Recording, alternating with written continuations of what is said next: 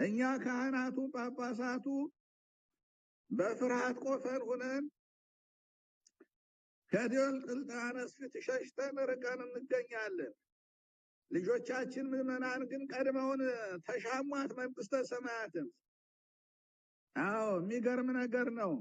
ይህ መከራ በትናንትናና በትናንት ወዲያ ብቻ ያቆመ ሳይሆን ሲጀመር ጀምሮ ቀደም አድርገው ይህን ያው ለአብያተ ክርስቲያናት ሁሉ አስተላልፉልኝ ብዬ ነግሬ ነበርና ከሚያዝያ 1 ቀን ጀምሮ ገዳማትንም በገበያም ያለ በቤተ ክርስቲያን ውስጥም የተገኘ በትምህርት ቤት ከቀሩትም መጠለያ ውስጥ የተገኘ በሆስፒታልም ቢሆን ወይም ደግሞ በግብርና ስራ የተሰማሩትን ሁሉ ማንኛውም የኢትዮጵያን ሕዝብ አማራን በድሮን በሄሊኮፕተር ማሽንጋን እንደዚሁም በጀት ሁሉ አለ በተባለው መሳሪያ ሁሉ እንዲገደሉ ትዕዛዝ ወጥቷል።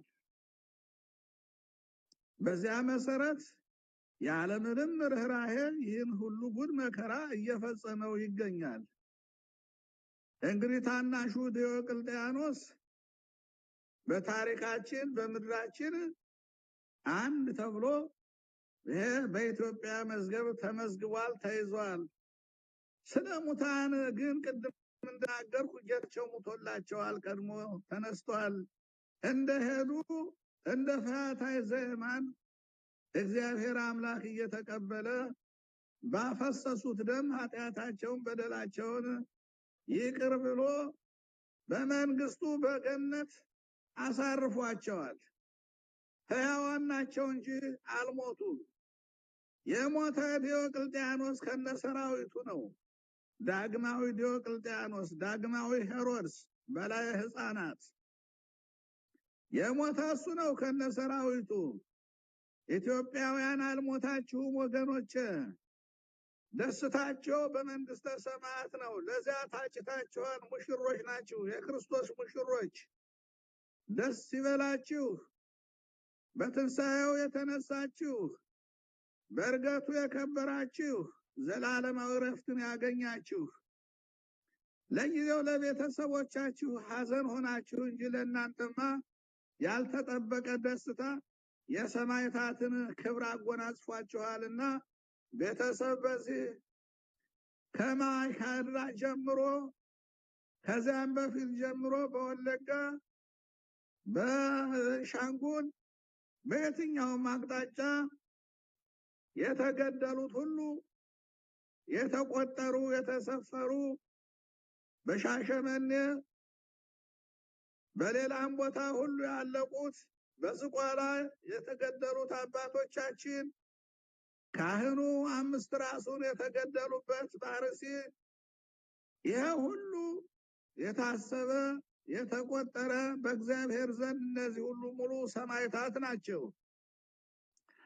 ዘመኑንም እግዚአብሔር የተባረከ አድርጎት በየቀኑ ይሄ ሁሉ ተመዝግቧልና ቀን ሲገኝ አዲሱ ሲኖዶስ እነዚህን ሁሉ ሰማዕታተ ኢትዮጵያ በትንሹ ዲዮቅልጥያኖስ ያለቁ ሕዝበ ክርስቲያን ብሎ የሚመዘግባቸው ለወደፊቱ ትውልድ በምድርም እንደዚሁ ታሪካቸው እየተነገረ በየሀገራቸው በየመንደራቸው የተገደሉት ሁሉ በቁጥር በስፍር ተይዘው እነዚህ ሁሉ ለታሪክ ይመዘገባሉና እግዚአብሔርን በዚህ እናመሰግነዋለን። ሙተው አይቀሩም ወገኖቻችን፣ ይነሳሉ።